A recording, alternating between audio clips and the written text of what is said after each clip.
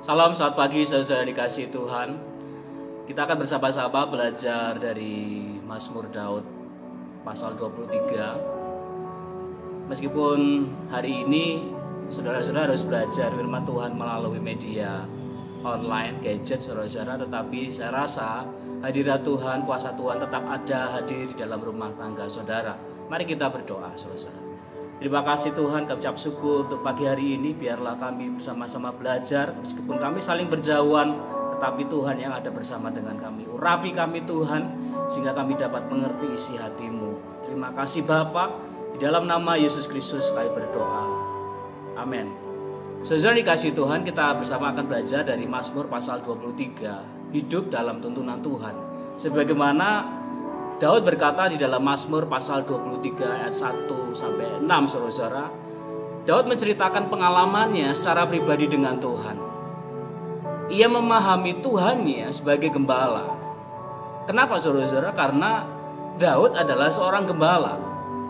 Saudara dikasih Tuhan, pengalaman hidup Daud ini membuatnya mengenal Tuhan secara pribadi.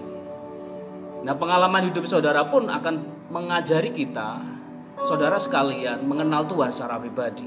Bagaimana saudara mengalami Tuhan, mengenal Tuhan melalui pengalaman-pengalaman, itu sangat penting. Dan itu yang akan menuntun hidup saudara.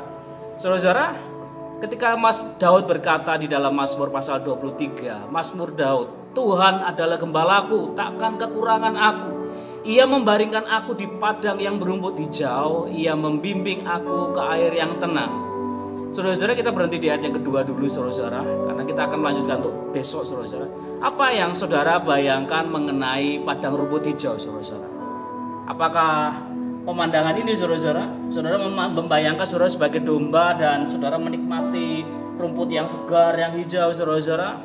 Oh tidak saudara-saudara, kondisi pada waktu itu, Israel pada waktu itu adalah seperti ini saudara-saudara, penuh dengan pasir, tanah kering, bebatuan saudara-saudara. Sangat sulit saudara-saudara untuk menemukan rumput hijau. Nah, ini adalah padang rumput hijau. Saudara bayangkan, hijaunya sedikit, lebih banyak bebatuan. Tetapi saudara, di situ saudara bisa melihat bagaimana Daud melihat Tuhan.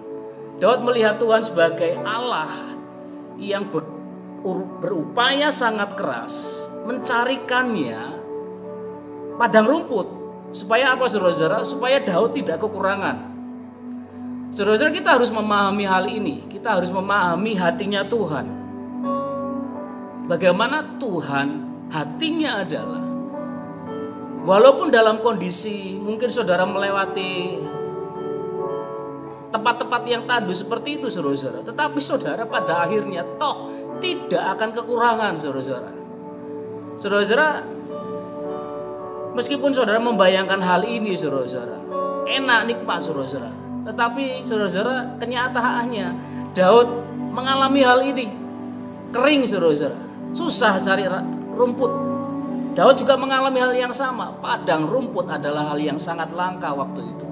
Seorang gembala pada waktu itu harus benar-benar mencari setiap hari, menuntun domba-dombanya ke rumput hijau. Supaya apa? Domba-dombanya tidak kekurangan, tidak mati. Dan itulah yang Tuhan kita lakukan untuk kita saudara-saudara. Itu yang Daud lihat dari Tuhan kepadanya. Bagaimana Tuhan menuntun hidupnya saudara-saudara.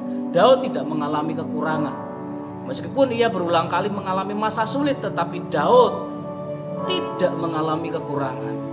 Daud menceritakan bagaimana hidupnya dituntun Tuhan untuk menemukan padang rumput setiap hari.